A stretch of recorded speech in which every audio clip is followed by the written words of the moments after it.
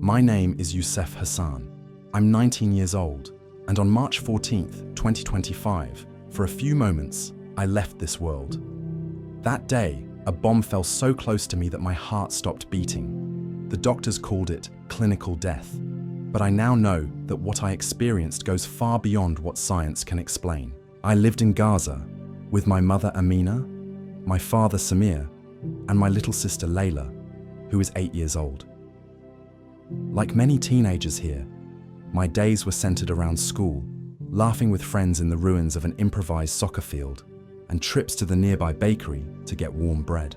At night, my parents would tell me about their childhood, before the war, before the checkpoints, before the walls. I didn't have big ambitions.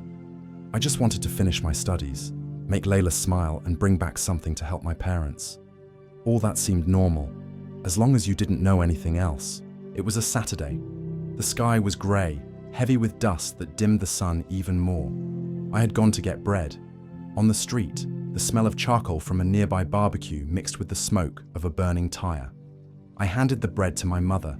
She was there, as every day, smiling despite her tiredness. She kissed me.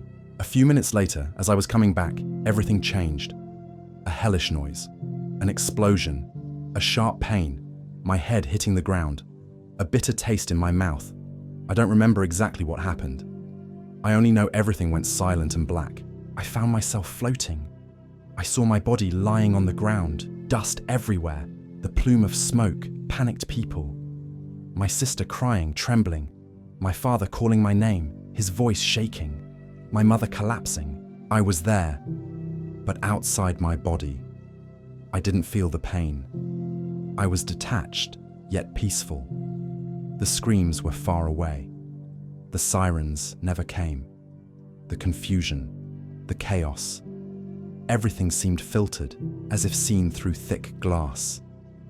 Then I found myself somewhere else, a huge, grey, dirty wall, deeply cracked.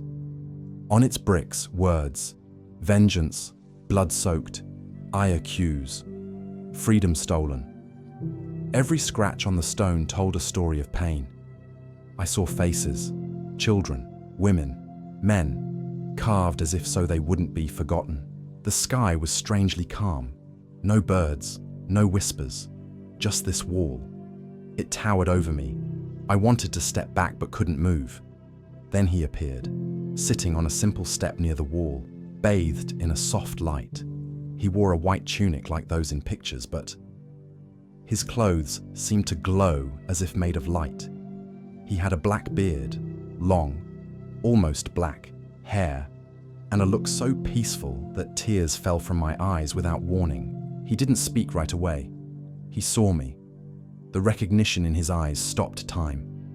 Then he put his hand on my shoulder. A warmth swept through me like a breath of peace after years of war. He spoke, but not with loud words. His voice was soft, deep, calming, like a soothing echo. Youssef, I started to cry. Because I was scared.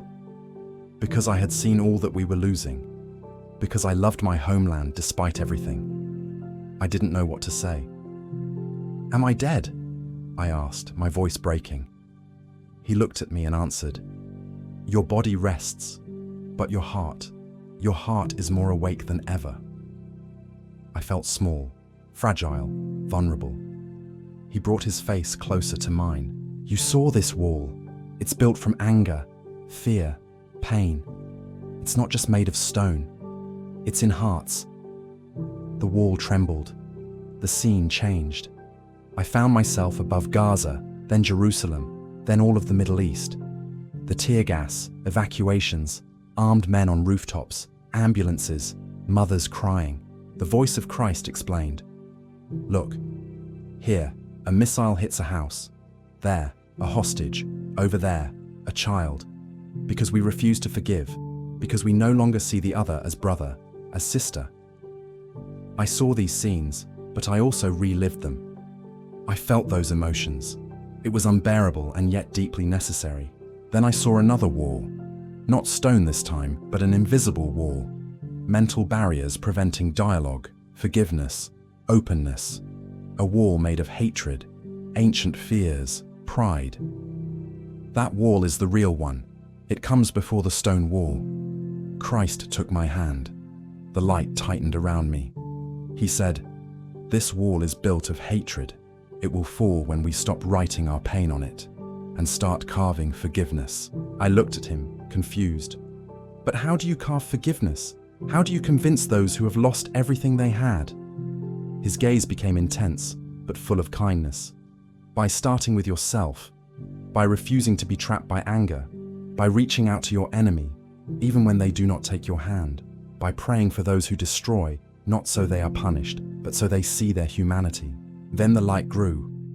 I saw people, Palestinians, Israelis, coming together, not in the streets, but in homes, around shared meals, late-night talks, prayers. I saw families sharing their pain and healing, not by denying what happened, but by facing it together, crying together, refusing to let that past define their future. "Do you see those little flames?" Christ explained. "That is fragile love, forgiveness being reborn. Each time a heart breaks and rebuilds in kindness, a crack appears in the wall." "Why me?" He smiled, tears in his eyes. "Because you have known that wall from the inside. Because you know what it feels like to live in fear, in lack. Because young people still have the power to dream of a different world. And I do extraordinary things with ordinary people." The light faded. I felt myself return. The noise came back. I felt the ground beneath my head. I opened my eyes. Around me, a rescue team. Blood, dust, tension. My mother was crying, holding my hand. Layla was shouting my name. My father searched for my eyes. I breathed, a long, deep breath.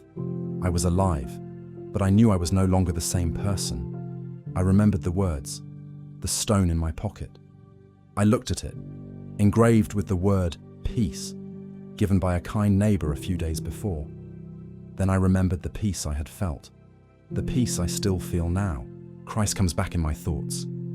I know He is with me, that I am no longer alone, that I can take this message and be its bearer. How do you want me to start? I asked myself, and I felt the answer in my heart, with forgiveness, with prayer, with the simple act of love. I will never tell all that I saw, the tears, the suffering, the hopes.